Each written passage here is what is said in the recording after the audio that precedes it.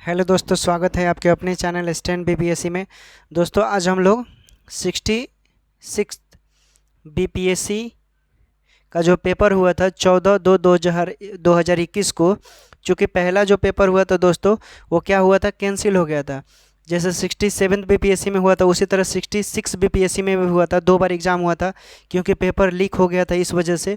तो री एग्ज़ाम में कैसे कैसे प्रश्न बने थे वो हम लोग आज क्लियर कर लेते हैं दोस्तों, ठीक है। वीडियो को अंत तक बने रहिएगा। इससे पहले आप 68 बीपीएससी का प्रीवियस ईयर, 67 बीपीएससी का प्रीवियस ईयर, 67 रीअपियर का प्रीवियस ईयर और 66 बीपीएससी का प्रीवियस ईयर और 66 बीपीएससी का रीअपियर का एग्ज़ाम आज हम लोग करेंगे दोस्तों, ठीक है।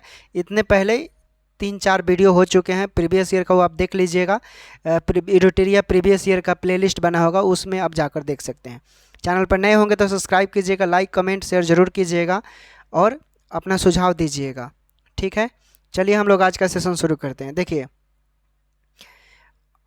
इसमें देखिए इतिहास से कितने प्रश्न बने हैं ये भी आपको हम दिखा देते हैं। 66 बीपीएससी में देखिए इतिहास से 27 प्रश्न बने हैं, बिहार स्पेशल से 21 प्रश्न बने हैं और भारतीय राज्य व्यवस्था से और संविधान से 10 प्रश्न बने हैं और भूगोल से 16 प्रश्न बने हैं और अर्थव्यवस्था से 11 प्रश्न, विज्ञान से 30 प्रश्न और करेंट अफेयर से 25 और गणित से 10, ठीक है दोस्तों। तो इतिहास और विज्ञान और बिहार स्पेशल ये बहुत इंपॉर्टेंट है रिजल्ट मंगाने के लिए, ठीक है दोस्तों। तो चलिए हम लोग देखते हैं। देखिए कट ऑफ भी देख लीजिए, उस समय कट ऑफ गया था जनरल का 108 मार्क्स, फीमेल का 100, ईडब्ल्यूएस का 103, ईडब्ल्यूएस फीमेल का 95, एससी का 95, एससी फीमेल का 84, एसटी का 98 और ईबीसी का 102 और ईबीसी फीमेल का 93 आया था, ठीक है।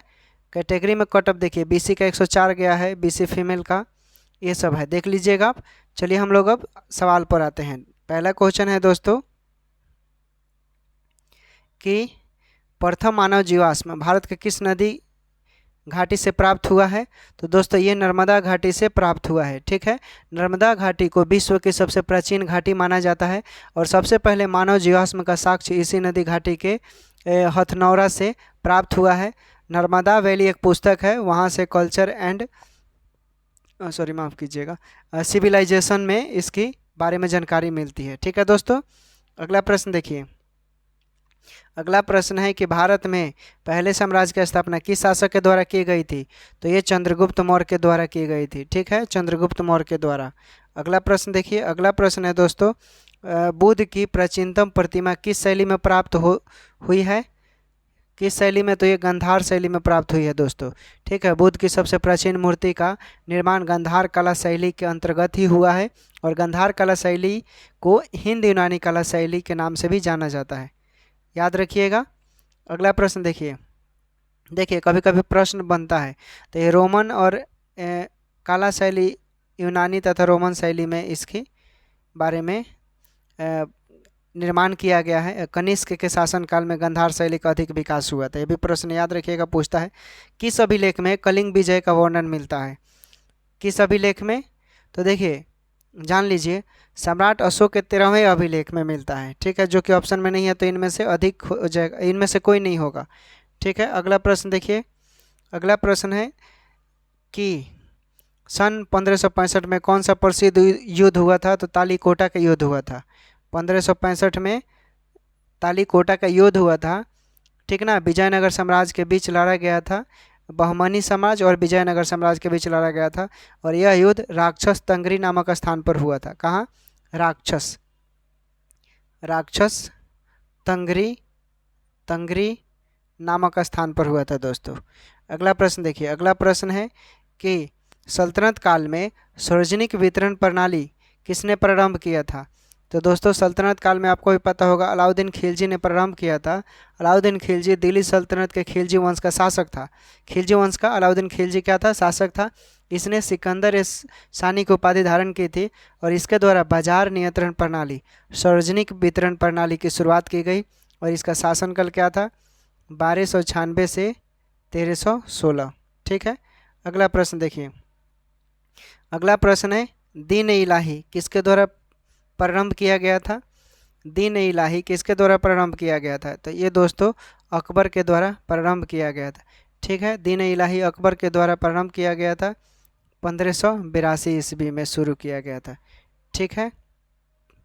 अगला प्रश्न देखिए, अगला प्रश्न है अष्टप्रधान मंत्रिपरिषद किसके राज प्रबंधन में सहायता करती थी?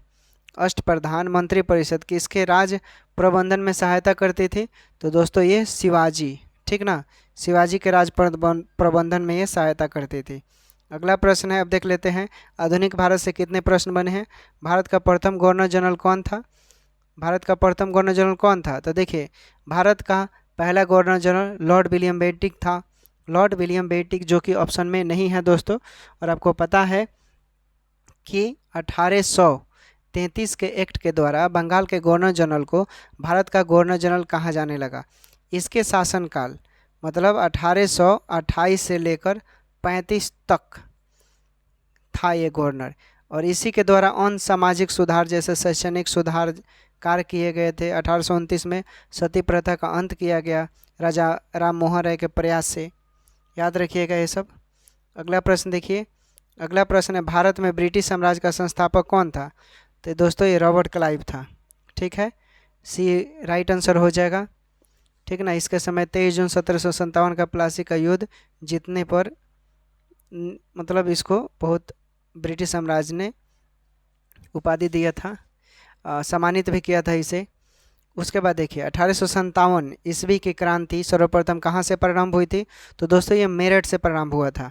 ठीक है, 10 मई 1857 एक जगह था मेरठ से, वहीं से शुरू हुआ था।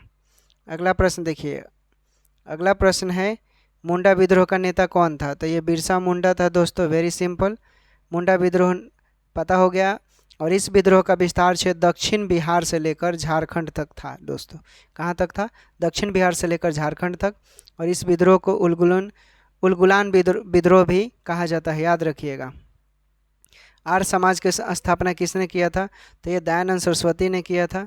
ठीक है, 1875 में किया था, याद रखिएगा। 1875 में दयानंद सरस्वती ने आर्य समाज की स्थापना किया था। और यह समाज एक हिंदू सुधार आंदोलन के रूप में कार्य करता था। और आर्य समाज को मानने वाले लोग शुद्ध वैदिक परंपरा के रूप में विश्वास करते थे। मूर्ति पूजा, बलि आदि ये अंधविश्वासों पर विश्वास नहीं रखते थे। ठीक है, आगे देखिए, आगे है दोस्तों कि प्रथम भारत रत्न प्राप्त करने वाले कौन थे? प्रथम भारत रत्न प्राप्त करने वाले कौन थे इसमें से? तो देखिए, प्रथम भारत रत्न प्राप्त करने वाले एस राधाकृष्ण थे।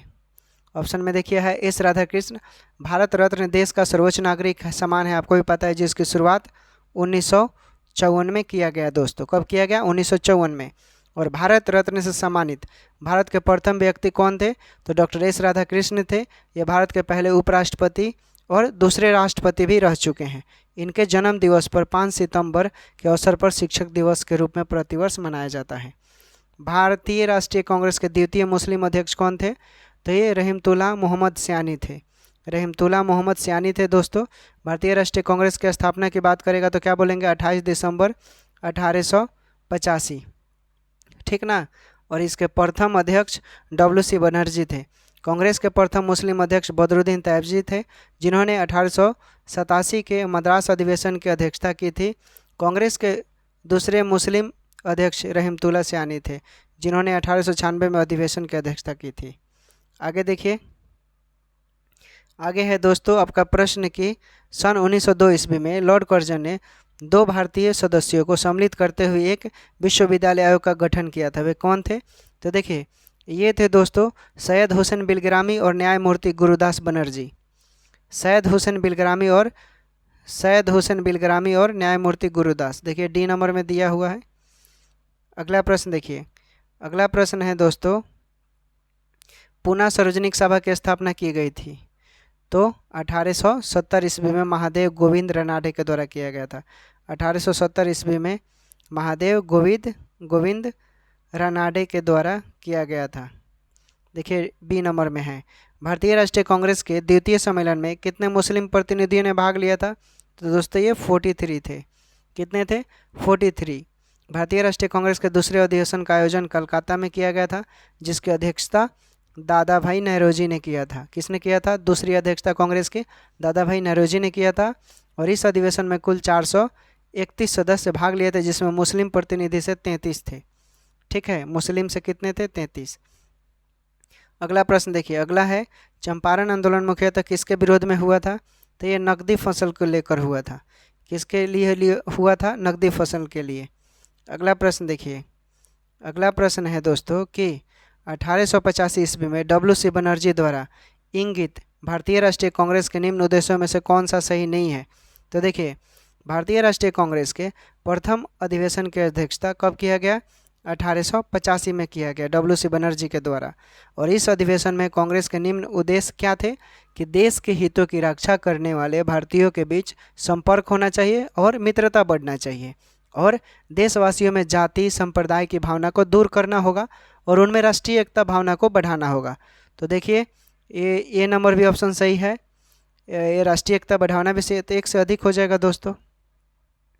अगला प्रश्न देखिए, अगला प्रश्न है आपका कि सन 1906 ईस्वी में लंदन में अभिनव भारत सोसाइटी की स्थापना किसने की थी? सन 1906 ईस्वी में लंदन में अभिनव भारत सोसाइटी की स्थापना किसने की थी दोस्तों? तो ये विनायक BD सावरकर बोलिए शॉर्ट फॉर्म में, ये राइट आंसर हो जाएगा।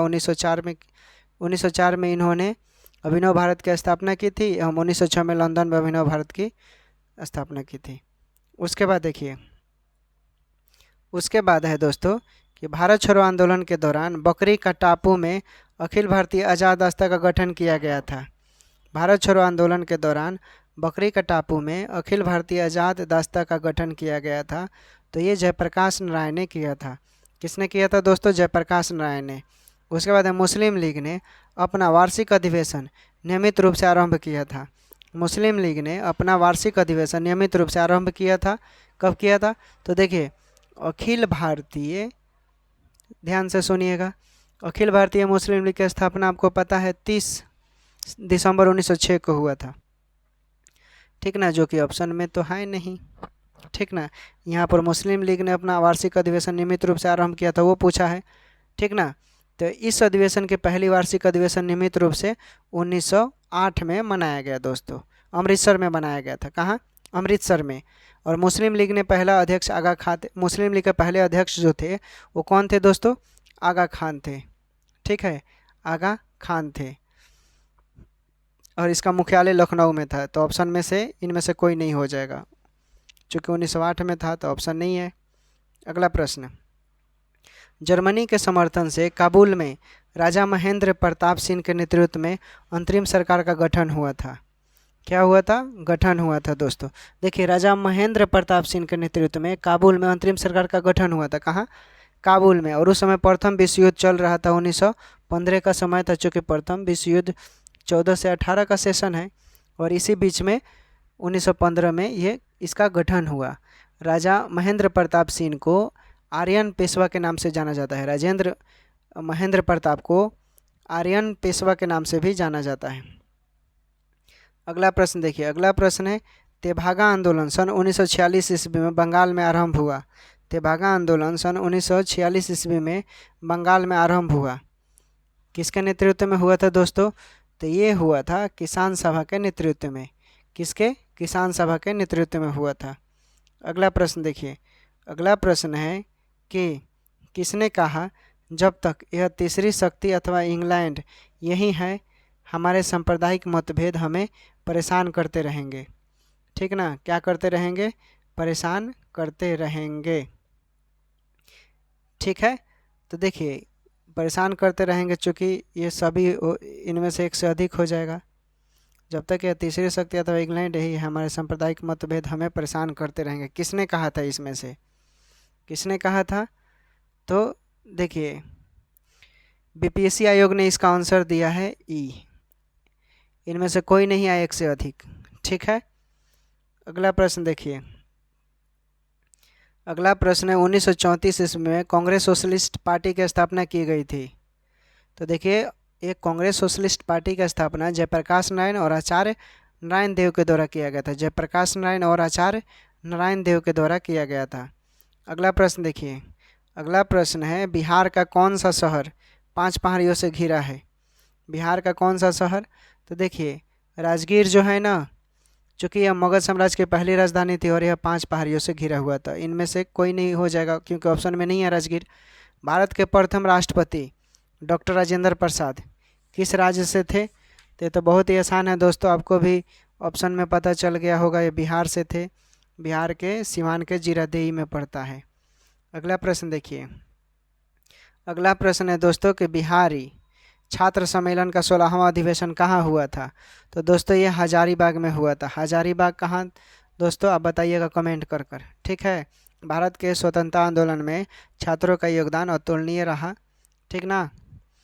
बिहार के चिरांद नामक पुरास्थल की प्राचीनतम संस्कृति है, तो छपरा में पड़ता है ये जगह। नवपाषाणिक सांस्कृतिक है दोस्तों, क्या है? नवपाषाणिक सांस्कृतिक है, ठीक ना। अगला प्रश्न देखिए।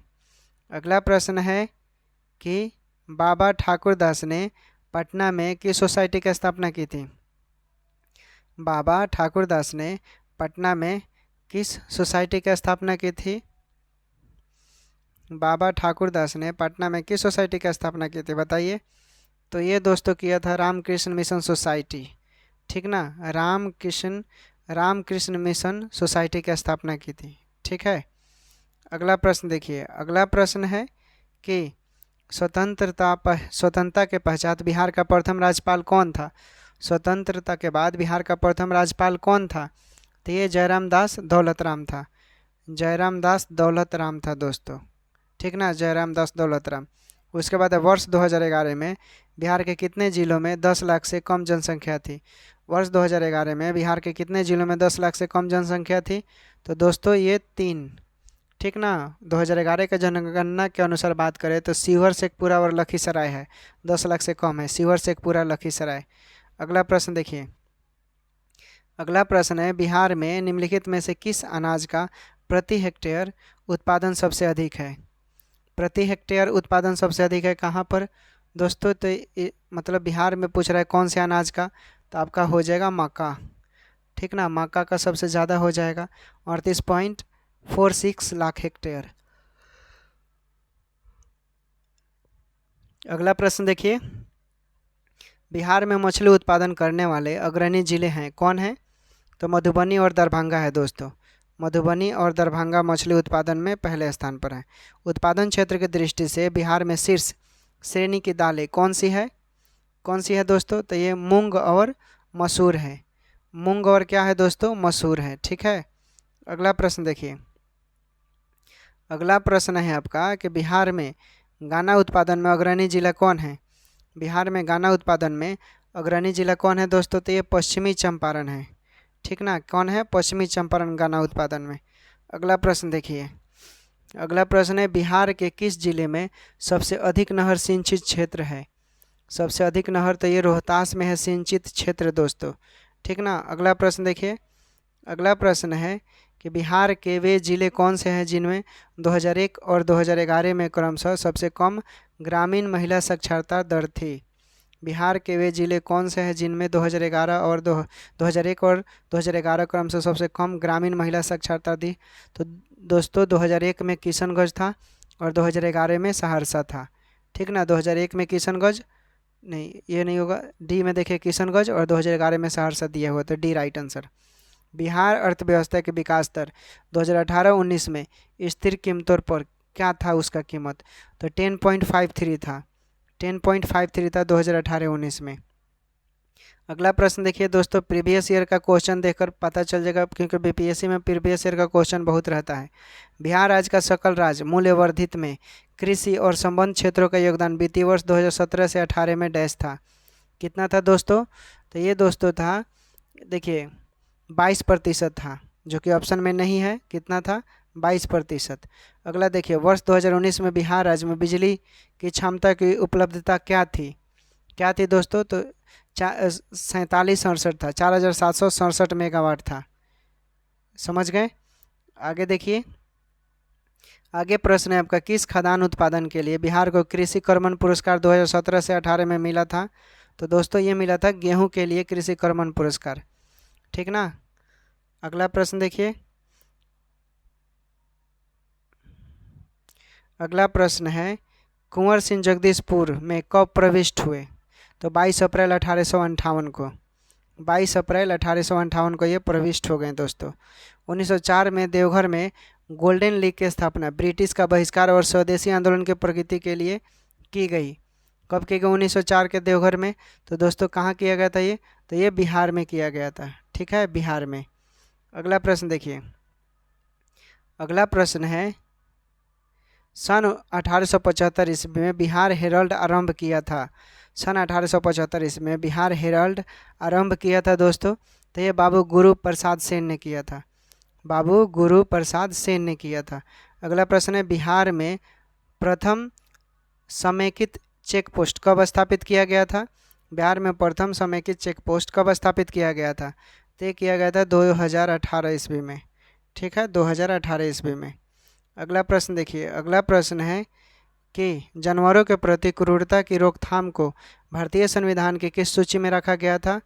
तो ये रखा गया था समवर्ती सूची में, ठीक है, समवर्ती सूची में इसे रखा गया था। संविधान सभा की प्रथम बैठक कब हुआ था? तो 9 दिसंबर 1946 को हुआ था। इसमें जान लीजिए कि इसमें पहले अस्थायी अध्यक्ष डॉक्टर सच्चिदानंद सिन्हा को बनाया गया था और 11 दिसंबर 1946 को दूसरा बैठक हुआ था जिसमें राजेंद्र प्रसाद को अस्थायी अध्यक्ष बनाया गया था। अगला प्रश्न देखिए, अगला प्रश्न है कि भारत के राष्ट्रपति के चुनाव मंडल में कौन कौन सम्मिलित होते हैं? भारत के राष्ट्रपति के चुनाव मंडल में कौन कौन सम्मिलित होते हैं? तो ये देखिए, इसमें संसद के दोनों सदनों के सभी निर्वाचित सदस्य एवं राज्य विधानसभाओं के सभी निर्वाचित सदस्य। तो इस तरह आपका राइट आंसर इसका देखिए डी में दिया हुआ है, तो ही आपका राइट आंसर हो जाएगा। भारत के राष्ट्रपति का निर्वाचन एक निर्वाचक मंडल द्वारा किया जाता है जिसमें संसद के दोनों सदनों, संसद बोले तो लोकसभा और राज्यसभा के निर्वाचित सदस्य और राज्य विधानसभा के निर्वाचित सदस्य शामिल होते हैं। राष्ट्रपति का कार्यकाल पद ग्रहण करने से लेकर 5 साल तक होता है। अगला प्रश्न देखिए कि भारतीय संविधान के अनुच्छेद 110 के अनुसार धन विधेय की परिभाषा में क्या सम्मिलित है? क्या सम्मिलित है? तो देखिए, किसी कर का अधिरोपण, परिवहन, परिवर्तन, विनिमय करना केंद्र सरकार द्वारा उधार लिए गए धन के विनिमय से संबंधित होना चाहिए और भारत सरकार के संचित निधि से खर्च का विवरण हो तो एक से अधिक हो जाएगा। अगला प्रश्न देखिए, अगला प्रश्न है इंदिरा साहनी बनाम भारत संघ मुकदमे में सर्वोच्च न्यायालय का निर्णय किस विषय से संबंधित है? इसमें देखिए, ये था सरकारी नौकरियों में अनपिछड़े वर्ग का आरक्षण, सरकारी नौकरियों में अनपिछड़े वर्ग का आरक्षण था। इंदिरा साहनी बनाम भारत संघ मुकदमे में सर्वोच्च न्यायालय ने सरकारी नौकरियों से अनपिछड़े वर्ग में आरक्षण संबंधित बात कही थी। इंदिरा साहनी बनाम भारत संघ में न्यायालय ने यह भी कहा कि आरक्षण केवल प्रारंभिक नियुक्ति में न होकर पदोन्नति में होना चाहिए। अगला प्रश्न देखिए, भारत में किसी दल को राष्ट्रीय दल बनने हेतु पूर्व चुनाव में कम से कम कितना प्रतिशत वोट प्राप्त होना चाहिए? कितना प्रतिशत? देखिए, किसी भी राजनीतिक दल को राष्ट्रीय पार्टी घोषित करने के लिए घोषित करने को अधिकार चुनाव आयोग को है और वर्तमान 2022 के अकॉर्डिंग हम देखें, ठीक ना, 2022 लिखाएगा, ठीक ना, 2022 ऐसे लिखाएगा दोस्तों, ठीक है। तो 2022 के अनुसार भारत में 8 राजनीतिक पार्टियों को राष्ट्रीय दल का दर्जा प्राप्त है, ठीक है। राष्ट्रीय दल बनने के लिए उनके लिए शर्तें कुछ होती हैं, जैसे कोई भी पार्टी 4 अलग अलग राज्यों में लोकसभा या विधानसभा चुनाव में कम से कम 6% मत पाया हो या लोकसभा में कम से कम 4 सीटें जीती हो। उसके बाद है कि लोकसभा में 2% सीटें होना चाहिए, कितने? 2%, और कम से कम 3 विभिन्न राज्यों में उसे हासिल की गई हो, और इसके अलावा किसी एक राज्य अथवा राज्यों में विधानसभा की कम से कम 4 सीटें हो, तभी आपको माना जाएगा। इसलिए इसमें से क्या हो जाएगा कि 1 से अधिक हो जाएगा। अगला प्रश्न देखिए, अगला प्रश्न है दोस्तों कि कटौती प्रस्ताव का उद्देश्य क्या होता है? तो देखिए, ये तो बहुत ही आसान है, आप लोग पढ़े होंगे तो बता सकते हैं। बजट प्रस्ताव के खर्च में कमी का प्रस्ताव प्रस्तुत करता है। बजट प्रस्ताव के खर्च में कमी का प्रस्ताव प्रस्तुत करना होता है। अगला प्रश्न देखिए, मिलान करना है इसमें आपको, सूची 1 सूची 2 है, तो देखिए क्या हो जाएगा। ग्राम पंचायत का गठन ग्राम पंचायत का गठन का बात करता है तो दोस्तों ये अनुच्छेद 40 हो जाएगा। समान आचार संहिता की बात करता है तो आर्टिकल 44 हो जाएगा, 44 हो जाएगा। कृषि एवं पशुपालन की बात करता है, कृषि एवं पशुपालन तो आर्टिकल 48 में आ जाएगा, नीति निर्देशक तत्वों में है ये। उसके बाद है न्यायपालिका व कार्यपालिका का पृथक्करण तो 50-50 हो जाएगा, ठीक ना। अंतर्राष्ट्रीय शांति सम्मेलन तो ये 51 हो जाएगा, ठीक है। अगला प्रश्न देखिए, अगला प्रश्न है दोस्तों कि निम्नलिखित में से किस संविधान संशोधन अधिनियम द्वारा मंत्रिपरिषद की संख्या लोकसभा के कुल सदस्यों के 15% की सीमा तक निर्धारित की गई है। 15% तक किया गया है तो कौन से संविधान संशोधन में? तो दोस्तों ये 91वां संविधान संशोधन 2003 के द्वारा किया गया था। देखिए ऑप्शन में है तो ये आपका सी राइट आंसर हो जाएगा, 91वां संविधान संशोधन 2003। अगला प्रश्न देखिए, इसमें मिलान करना है सूची 1 को सूची 2 से। CH हनुमंता राव, ये कब समिति बनी थी? CH हनुमंता राव, तो दोस्तों ये 1984 में बना था। उसके बाद GVK राव, GVK राव समिति कब बना था? तो ये 1985 में बना था। GVK राव 1985 में बना था। अशोक मेहता की बात करें, बहुत फेमस क्वेश्चन है, अशोक मेहता 1978 में बना था, अशोक मेहता 1978 में। LM सिंघवी समिति कब बना था? तो LM सिंघवी समिति 1986 में बना था दोस्तों। उसके बाद बलवंत राय मेहता, तो ये 1957 में बना था। क्लियर हो गया। अगला प्रश्न देखिए, अगला प्रश्न है आप लोगों का भारत के भूगोल से, देख लेते हैं कितने प्रश्न हैं। राजस्थान में स्थित खेतरी खदान किसके लिए प्रसिद्ध है? तो दोस्तों ये तांबा के लिए प्रसिद्ध है, ठीक है, तांबा के लिए। राजस्थान का खेतरी खदान तांबा के लिए प्रसिद्ध है। खेतरी राजस्थान के जयपुर जिला के अंतर्गत, वहाँ से 80 मील लगभग 128 किलोमीटर की दूरी पर स्थित है। भारत का किस देश के साथ स्वतंत्र आवागमन रेजिम है? रेजिम है तो दोस्तों ये म्यांमार के साथ है, ठीक ना। भारत का म्यांमार देश के साथ स्वतंत्र आवागमन रेजिम है। अगला प्रश्न देखिए, अगला प्रश्न है कि भारत में चंद्रा और भागा नदियाँ किस क्षेत्र में बहती है? भारत में चंद्रा और भागा नदियाँ किस क्षेत्र में बहती है? तो दोस्तों ये स्पीति में बहती है, ठीक है, स्पीति में बहती है। चंबल नदी पर राणा प्रताप सागर जल विद्युत परियोजना किस राज्य में स्थित है? चंबल नदी पर राणा प्रताप सागर जल विद्युत परियोजना किस राज्य में स्थित है? तो ये दोस्तों आपका स्थित है राजस्थान में, ठीक है। कहाँ स्थित है? राजस्थान में, ठीक ना। अगला प्रश्न देखिए, अगला प्रश्न है कि भरमौर जनजाति क्षेत्र किस प्रांत में स्थित है? भरमौर जनजातीय क्षेत्र किस प्रांत में स्थित है? तो ये स्थित है दोस्तों हिमाचल प्रदेश में, ठीक ना, हिमाचल प्रदेश में स्थित है। समझ गए कहाँ स्थित है? भरमौर जनजातीय क्षेत्र हिमाचल प्रदेश में स्थित है। और देखिए हिमाचल प्रदेश के मुख्य जनजातियों की बात करें तो भरमौर गुज्जर भी बोलते हैं, ठीक है। गद्दी जनजाति सर्वाधिक आबादी है वहाँ पर, ठीक है, याद रखिएगा, ये प्रश्न पूछा गया है इसलिए बता दिए। अगला प्रश्न, जवाहरलाल नेहरू बंदरगाह किस राज्य में स्थित है? तो जवाहरलाल नेहरू आपको भी पता है महाराष्ट्र में स्थित है दोस्तों, ठीक ना। अगला प्रश्न देखिए, अगला प्रश्न है कि निम्नलिखित में से भारत का कौन सा राज्य तांबे का सबसे बड़ा उत्पादक है? तांबे का सबसे बड़ा उत्पादक कौन है? तो दोस्तों ये मध्य प्रदेश है, मध्य प्रदेश। कश्मीर में पहलगाम किस नदी के किनारे बसा है? तो ये लीदर नदी के किनारे बसा है। कश्मीर में एक पहलगाम है, ये लीदर नदी के किनारे स्थित है, ठीक है। अगला प्रश्न देखिए, अगला प्रश्न है दंडकारण्य क्षेत्र किस राज्य में स्थित है? दंडकारण्य क्षेत्र किस राज्य में स्थित है? तो ये छत्तीसगढ़, उड़ीसा, तेलंगाना। छत्तीसगढ़ में है, तेलंगाना में है, उड़ीसा में है, आंध्र प्रदेश में पड़ता है, तो एक से अधिक हो जाएगा इसका राइट आंसर। निम्नलिखित में से कौन सी मवेशी नस्ल राजस्थान की नहीं है? कौन सी नहीं है? तो देखिए हलीकर जो है राजस्थान में नहीं पाया जाता है, बाकी थार पारकर, राठी, मेवाती ये राजस्थान में पाया जाता है, सिर्फ हलीकर नहीं पाया जाता है। विश्व का भूगोल से देख लेते हैं कितने प्रश्न बने हैं दोस्तों, ठीक ना। देखिए अगला प्रश्न है कि उत्तरी अमेरिका में नियाग्रा जलप्रपात किन दो झीलों के बीच स्थित है? नियाग्रा जलप्रपात किन दो झीलों के बीच स्थित है? तो ये इसको बोलते हैं ओंटारियो झील और इरी झील। ओंटारियो झील और इरी झील के बीच ये नियाग्रा जलप्रपात स्थित है दोस्तों, ठीक ना। अगला प्रश्न देखिए, अगला प्रश्न है आपका कि निम्नलिखित में से कौन सा जोड़ा बेमेल है, मतलब मिलान नहीं है उसका सही।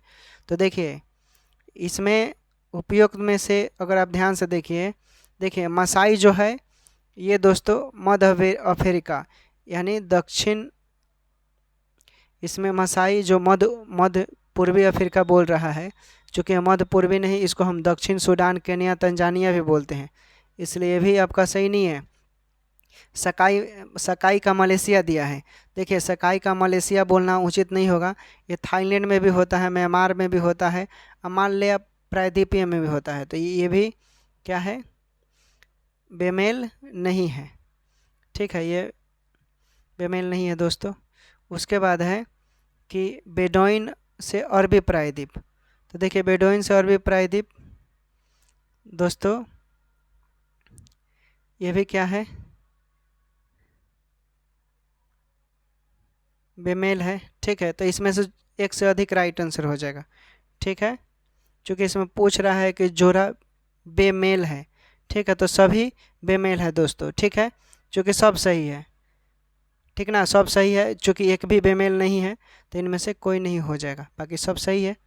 अगला प्रश्न देखिए, निम्नलिखित में से कौन सा एक जर्मनी का कोयला क्षेत्र नहीं है। इसमें पूछ रहा है जर्मनी का कोयला क्षेत्र नहीं है, तो लोरेन बेसिन, देखिए ऑप्शन में लोरेन बेसिन जो है ना, ये जर्मनी का कोयला क्षेत्र नहीं है, बाकी रूर घाटी, सारा बेसिन, अचेन बेसिन ये है। अगला प्रश्न देखिए, अगला प्रश्न है आपका कि रूस के किस शहर को उत्तर का वेनिस कहा जाता है। रूस के किस शहर को उत्तर का वेनिस कहा जाता है दोस्तों, तो ये कहा जाता है सेंट पीटर्सबर्ग। ठीक ना, सेंट पीटर्सबर्ग को कहा जाता है। यूरोप में पिरेनीज पर्वत श्रृंखला किन दो देशों को अलग करती है। यूरोप में पिरेनीज पर्वत श्रृंखला किन दो देशों को अलग करती है, बताइए। तो दोस्तों ये अलग करती है आपका स्पेन और फ्रांस को अलग करती है। ठीक ना, स्पेन और फ्रांस को अलग करती है।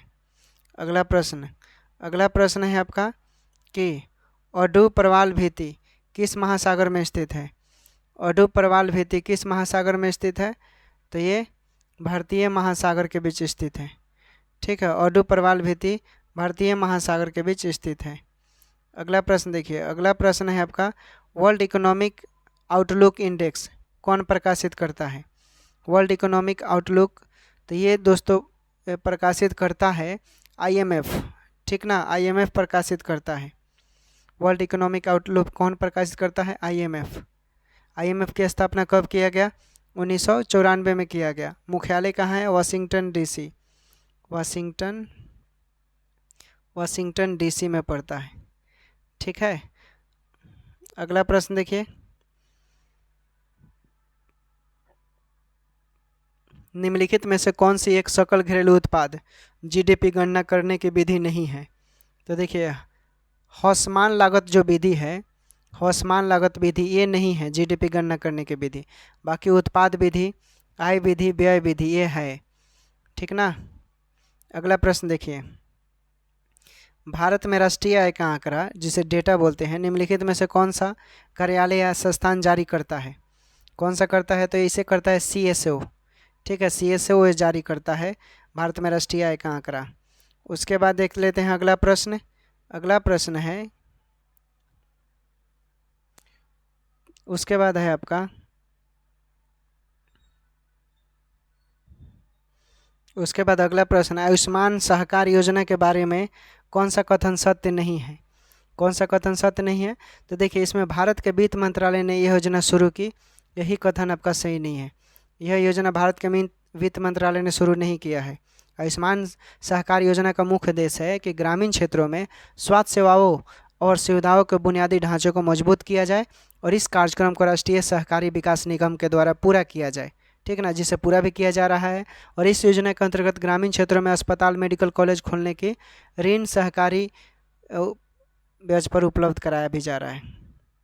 अगला प्रश्न देखिए, अगला प्रश्न है दोस्तों कि भारत के बजट में किस वर्ष वस्तु लेन देन कर जिसे CTT प्रस्तुत किया गया था, किस वर्ष प्रस्तुत किया गया, तो 2013 से 14 में प्रस्तुत किया गया था। उसके बाद है भारत जेंडर बजटिंग कब शुरू किया गया था।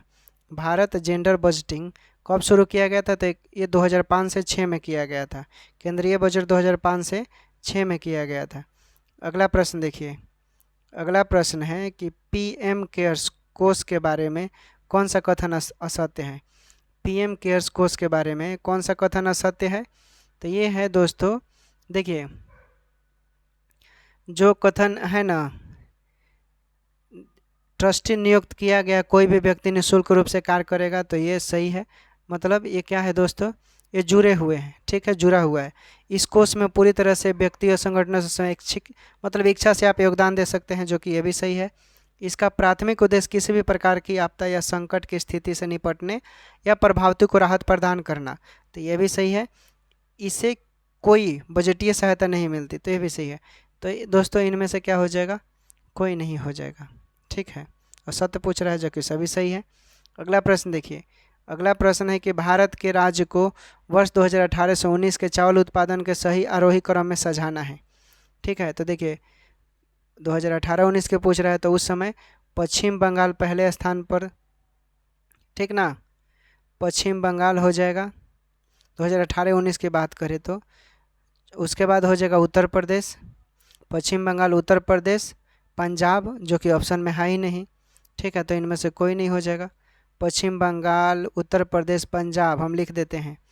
पश्चिम बंगाल, उत्तर प्रदेश, उसके बाद पंजाब, उसके बाद आपका तमिलनाडु, तमिलनाडु टी से इंडिकेट कर देते हैं, उसके बाद आंध्र प्रदेश, ठीक है। चलिए आगे देखिए, आगे है आपका कि नगद आरक्षित अनुपात को कम करने से अर्थव्यवस्था पर इसका निम्नलिखित प्रभाव पड़ेगा। क्या प्रभाव पड़ेगा? तो देखिए, चूँकि बैंकों के पास अधिक तरलता लाभ होगा, बिल्कुल सही है भाई, लाभ मिलेगा। अर्थव्यवस्था में निवेश वृद्धि देखने को मिल सकती है, तो निवेश देखने को 100% मिलेगा। अर्थव्यवस्था में मुद्रा पूर्ति बढ़ सकती है, तो बिल्कुल बढ़ेगा दोस्तों CRR, क्या बोलते हैं, कैश रिजर्व रेशियो। वाणिज्यिक बैंकों का कुल जमा एक निश्चित प्रतिशत होता है। वास्तविक निवेश दर में गिरावट आ सकती है, बिल्कुल सही है। RBI ब्याज नहीं लेता है, ठीक ना। और जितने सभी ऑप्शन है दोस्तों, ये है वाणिज्यिक बैंकों की कुल जमा राशि, जिसे CRR बोलते हैं, कैश रिजर्व रेशियो भी बोलते हैं। इसलिए राइट आंसर डी हो जाएगा, सॉरी डी नहीं C हो जाएगा। अगला प्रश्न देखिए, अगला प्रश्न है आपका कि भारतीय रिजर्व बैंक के अनुसार 2018-19 में भारत के विदेशी मुद्रा भंडार का कुल मूल्य क्या था? कुल मूल्य क्या था? तो ये था दोस्तों कि 4,12,871 4,12,871 मिलियन अमेरिकी डॉलर था। अगला प्रश्न देखिए, अगला प्रश्न है कि 15वें वित्त आयोग के सिफारिश पर केंद्रीय करों के विभाज्य पूल में बिहार का हिस्सा कितना है? विभाज्य पूल में बिहार का हिस्सा कितना है? तो ये 10.6% है, 10.06% है। अगला प्रश्न देखिए, अगला प्रश्न है दोस्तों कि निम्नलिखित में से कौन सी मूल भौतिक राशि है? निम्नलिखित में से कौन सी मूल भौतिक राशि है? तो ये दोस्तों है विद्युत धारा, ठीक ना, क्या है, विद्युत धारा है। अगला प्रश्न देखिए, अगला प्रश्न है कि अनुदैर्घ्य तरंगों का उदाहरण है। अनुदैर्घ्य तरंगों का उदाहरण क्या है दोस्तों? तो ये है ध्वनि तरंग, ठीक ना, ये क्या है, ध्वनि तरंग। उसके बाद है प्रकाश का वर्ण विक्षेपण संभव है। प्रकाश का वर्ण विक्षेपण संभव है, तो किसके द्वारा संभव है? तो दोस्तों ये प्रिज्म द्वारा संभव है। अगला प्रश्न देखिए, अगला प्रश्न है कि किस तापमान पर सेल्सियस और फ़ारेनहाइट पैमाने मेल खाते हैं? किस तापमान सेल्सियस पर? तो ये -40 डिग्री सेंटीग्रेड पर, ठीक है, -40 डिग्री सेंटीग्रेड पर। उसके बाद लेंस की क्षमता मापी जाती है। लेंस की क्षमता मापी जाती है, तो ये मापी जाती है डायऑप्टर द्वारा, डायऑप्टर द्वारा मापी जाती है। अगला प्रश्न देखिए, अगला प्रश्न है आपका कि चिकित्सा स्थितियों का निदान करने के लिए MRI में किसका उपयोग नहीं होता? चिकित्सा स्थितियों का निदान करने के लिए MRI में किसका उपयोग नहीं होता? तो ये दोस्तों एक्स किरण का उपयोग नहीं किया जाता। एक्स किरण का, बाकी गामा किरण का, चुंबकीय क्षेत्र, रेडियो तरंग, इनका प्रयोग किया जाता है। जब एक ध्वनि तरंग एक माध्यम से दूसरे माध्यम में जाती है, तो वह राशि जो अपवर्तित रहती है वो क्या कहलाता है? क्या कहलाती है? आप लोग कमेंट कर सकते हैं क्या, क्योंकि बहुत आसान प्रश्न है, अब पूछा भी गया है। इसे आवृत्ति बोलते हैं, ठीक है। आवृत्ति नहीं बदलता है, लेकिन तरंग दर बदल जाता है। अगला प्रश्न देखिए, ये सभी प्रश्न सभी एग्जाम में आया हुआ है, मतलब जितने 67वीं 65वीं 66वीं है उसमें। प्रकाश वर्ष क्या है, तो ये दूरी का मात्रक है। निम्नलिखित में से कौन सा कण आवेश रहित है, कौन सा? तो देखिए दोस्तों, न्यूट्रॉन जो है इसमें आवेश रहित है। न्यूट्रॉन की खोज जेम्स चैडविक ने किया था। और यह परमाणु के नाभिक में स्थित आवेश रहित कण होता है। इलेक्ट्रॉन पर ऋणात्मक तथा प्रोटॉन पर धनात्मक आवेश होता है, जबकि अल्फा कण पर 2 धनात्मक होता है। अगला प्रश्न देखिए, ओमीटर मात्रक है किसका है दोस्तों? तो ये प्रतिरोध का है। ओमीटर किसका है? प्रतिरोध का नहीं, माफ़ कीजिएगा, ये प्रतिरोधकता का हो जाएगा। ओमीटर मात्रक प्रतिरोधकता का हो जाएगा, ठीक है। अगला प्रश्न देखिए, उसके बाद रसायन विज्ञान से देख लेते हैं कितने प्रश्न बने हैं। नीलम, जिसे रूबी बोलते हैं, इसका रासायनिक सूत्र क्या होता है? तो Al2O3 होता है। Al2O3 नीलम, जिसे रूबी का रासायनिक सूत्र बोलते हैं। उसके बाद पेट्रोल की गुणवत्ता को व्यक्त किया जाता है। पेट्रोल की गुणवत्ता को व्यक्त किया जाता है किस में? तो ऑक्टेन संख्या द्वारा। किसके द्वारा? ऑक्टेन संख्या द्वारा पेट्रोल की गुणवत्ता को व्यक्त किया जाता है। अगला प्रश्न देखिए, निम्नलिखित में से किसका गलनांक सबसे उच्च होता है? निम्नलिखित में से किसका गलनांक सबसे उच्च होता है? तो ये बोरॉन का होता है, ठीक है। एक विशेष दाब तथा एक नियत ताप पर ठोस पदार्थ द्रव अवस्था में परिवर्तित हो जाए, उसे उस ताप को वस्तु का गलनांक कहते हैं, जिसे मेल्टिंग पॉइंट बोलते हैं, ठीक ना। एंटीबायोटिक दवा का उदाहरण है किसका? तो इसमें से पेनिसिलिन हो जाएगा, दवा का उदाहरण है दोस्तों, ठीक है। अगला प्रश्न देखिए, अगला प्रश्न है आपका कि CNG का मुख्य घटक क्या है? CNG का मुख्य घटक क्या है दोस्तों? तो ये मीथेन हो जाएगा। उसके बाद है अम्ल वर्षा का घटक क्या है? अम्ल वर्षा का घटक क्या है? तो ये हो जाएगा A तथा B दोनों, ठीक है। मतलब H2SO4 और HNO3 हो जाएगा। अम्ल वर्षा चूँकि HNO3 और H2SO4 दोनों की वजह से होता है। अगला प्रश्न देखिए, भारी जल का रासायनिक सूत्र क्या होता है? तो ये DTO होता है। भारी जल रासायनिक सूत्र ड्यूटेरियम ऑक्साइड बोलते हैं, जिसे DTO भी बोल सकते हैं। और ये हाइड्रोजन का एक समस्थानिक होता है दोस्तों। और साधारण जल की तुलना में अधिक द्रव्यमान होने के कारण इसे भारी जल कहा जाता है। और इस क्षारयुक्त पानी के लंबे समय तक इलेक्ट्रोलाइसिस जिसे बोलते हैं उसके द्वारा तैयार किया जाता है। और इसका उपयोग परमाणु रिएक्टर में एक मॉडरेट के रूप में प्रयोग किया जाता है। पानी का pH मान कितना होता है? तो 7 होता है, आसान है। उदासीन विलयन का pH मान 7 होता है। चूँकि शुद्ध जल जिसे पानी बोलते हैं उसे उदासीन माना जाता है, इसलिए इसका pH मान 7 होता है। और pH मान 7 से कम होने पर अम्लीय और अधिक होगा तो क्षारीय बोलेंगे। अगला प्रश्न देखिए, अगला प्रश्न है कि 2019 में रसायन क्षेत्र में किसको विकसित करने के लिए नोबेल पुरस्कार दिया गया था? 2019 में रसायन क्षेत्र में तो लिथियम आयन बैटरी के लिए, ठीक ना, लिथियम आयन बैटरी के लिए देखिए जॉन बी गुडनाइफ अमेरिका के थे, और स्टैनली विंघेंटम जो ब्रिटेन के थे, अकीरा जो जापान के थे, इन लोगों को नोबेल पुरस्कार मिला था। अगला प्रश्न देखिए, अगला प्रश्न है कि प्राकृतिक रबर किसका बहुलक है? प्राकृतिक रबर आइसोप्रीन का बहुलक होता है, वेरी सिंपल। नियोप्रीन और थाइकोल संश्लेषित रबर के उदाहरण हैं। पानी की टंकी में फंगी को नष्ट करने के लिए इस्तेमाल किया जाने वाला रसायन का क्या नाम है? तो वेरी सिंपल, एक कॉपर सल्फेट होता है दोस्तों। क्या होता है? कॉपर सल्फेट होता है। अगला प्रश्न देखिए, निम्नलिखित में से कौन सा क्लोरोफिल का घटक नहीं है? निम्नलिखित में से कौन सा क्लोरोफिल का घटक नहीं है? तो दोस्तों ये कैल्शियम है। इसमें से कैल्शियम जो है ये क्लोरोफिल का घटक नहीं है। अगला प्रश्न देखिए, अगला प्रश्न है जीव विज्ञान से, देख लेते हैं कितने प्रश्न बना है। पौधों में पानी पहुंचाया जाता है, पौधों में पानी पहुंचाया जाता है, तो ये जाइलम द्वारा पहुंचाया जाता है, ठीक है, जाइलम द्वारा पहुंचाया जाता है। प्रकाश संश्लेषण के दौरान हरे पौधे उत्पादित करते हैं क्या? तो दोस्तों ये ऑक्सीजन, ठीक ना, ऑक्सीजन उत्पादित करते हैं। अगला प्रश्न देखिए, अगला प्रश्न है ऑक्सीजन अनुपस्थित होती है किस में? तो दोस्तों ये किरोसिन में अनुपस्थित होती है, ठीक है, किरोसिन में। एंजाइम लाइपेज का स्रोत है, एंजाइम लाइपेज का स्रोत है। क्या है दोस्तों? तो इसमें से अग्नाशय जो है ना, ये लाइपेज का स्रोत है, ठीक है, याद रखिएगा। उसके बाद देखिए, BCG वैक्सीन का इस्तेमाल किसके रोकथाम के लिए किया जाता है? BCG वैक्सीन के रोकथाम के लिए किसके उपयोग में किया जाता है? तो दोस्तों ये क्षय रोग के उपयोग के लिए किया जाता है। उसके बाद निम्नलिखित में से कौन सा हार्मोन अग्नाशय द्वारा उत्पन्न होता है? कौन सा हार्मोन? तो ये इंसुलिन जो है ना दोस्तों, ये अग्नाशय द्वारा क्या होता है? उत्पन्न होता है। उसके बाद देखिए, उसके बाद है आपका निम्नलिखित में से कौन रक्त संचरण में मदद करता है? कौन मदद करता है दोस्तों? तो एरिथ्रोसाइट, क्या बोलते हैं, एरिथ्रोसाइट जो होता है ये क्या करता है? रक्त के संचरण में मदद करता है। अंगोरा ऊन किससे निकाला जाता है?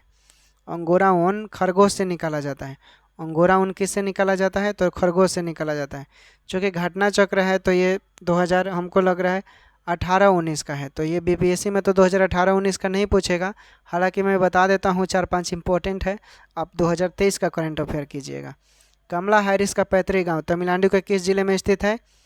किस जिले में स्थित है दोस्तों? तो ये तिरुचाकर में स्थित है। ठीक है, तिरुचाकर में स्थित है, पूछ सकता है, इम्पोर्टेंट है। उसके बाद सलीम अली पक्षी अभ्यारण्य कहाँ स्थित है? सलीम अली पक्षी अभ्यारण्य जो कि गोवा में स्थित है। ठीक ना, कहाँ स्थित है? गोवा में। उसके बाद है दोस्तों कि भारत में शिक्षा प्रणाली के सुधार के लिए मानव संसाधन विकास मंत्रालय द्वारा कौन सा पोर्टल लॉन्च किया गया है? तो ये शगुन है। ठीक ना, शगुन लॉन्च किया गया है दोस्तों। तो हम लोग आज यहीं पर समाप्त करते हैं। हम लोग पूरा जीके जीएस देखे हैं दोस्तों, बीपीएससी का जो सिलेबस है सब सारे सब्जेक्ट का, सिर्फ करंट अफेयर को छोड़कर और मैथ को छोड़कर, ये अलग से आप कर लीजिएगा। करंट अफेयर 2023 का पूछेगा, चूँकि हम प्रीवियस ईयर का सेट करवा रहे हैं। किसका करवा रहे हैं? तो आपको भी पता है, इडुटेरिया का हम सेट करवा रहे हैं। अगर आपको इसका पीडीएफ चाहिए तो आप टेलीग्राम पर स्टैंड बीपीएससी सर्च मारेंगे, स्टैंड पूरा लिखिएगा, स्टैंड बीपीएससी यूट्यूब टेलीग्राम पर सर्च मारकर जुड़ सकते हैं और वहाँ से इसका वीडियो आप पीडीएफ आसानी से ले सकते हैं अगर आपके पास बुक नहीं है तो। ठीक है दोस्तों, टेक केयर, बाय बाय, अपना ख्याल रखिए, पढ़ाई कीजिए। चैनल पर नए होंगे तो सब्सक्राइब कर लीजिएगा ताकि इस तरह के वीडियो जितने हैं प्रीवियस ईयर का आप तक आसानी तक पहुँचे। ठीक है दोस्तों, बाय।